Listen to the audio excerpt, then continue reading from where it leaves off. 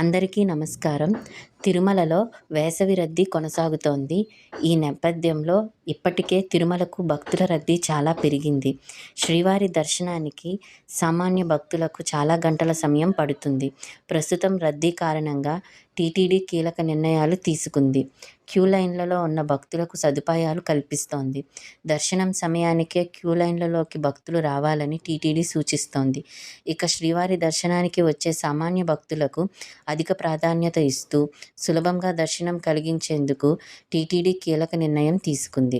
మే 1వ తారీఖు నుండి జూలై 15వ తారీఖు వరకు వీఐపీ బ్రేక్ దర్శనాలు కేవలం స్వయంగా వచ్చే ప్రోటోకాల్ వీఐపీలకు మాత్రమే పరిమితం చేసింది.